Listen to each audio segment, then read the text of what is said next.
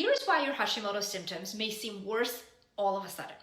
What many people don't realize is that Hashimoto's is affected by hormones, because when our hormones shift drastically up or down, it actually makes our immune system more sensitive, and then we start to react to many different things in our environment as well as our own organs. So the 3 times that Hashimoto's tends to flare is in puberty, postpartum, and perimenopause and menopause. These are all times that hormone levels shift.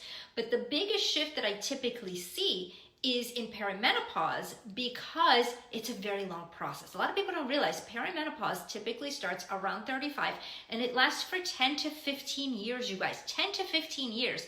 And hormones do this, right? So they go down, they stabilize a little, go down, stabilize a little. And so we're actually having many hormonal changes over a period of years. And most people don't realize it, because so many people think, oh, well, I still have my period, my cycles are regular, so it can't be perimenopause. But it is, and there's so many different symptoms, and often these downtrends in hormones that can happen every couple of months or even a couple of years in that time can be a huge trigger and really flare Hashimoto. So what is really helpful here is, number one, to recognize what is happening. Sometimes just the awareness is enough to know, okay, I'm not crazy, right? This is really going on.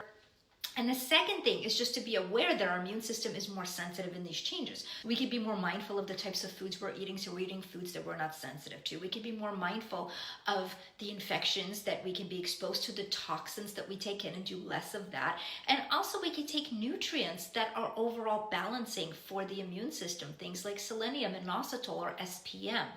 And then from a hormone perspective, there are ways to help to balance hormones. Of course, it's a very personal choice, but there are ways to replace hormones with natural bioidentical hormones so that we don't have that huge decline, and ways that we can help to stabilize that a bit more. But the first and most important thing is that you need to know that you're not crazy. This is happening because your hormones are shifting, and there's a reason behind it.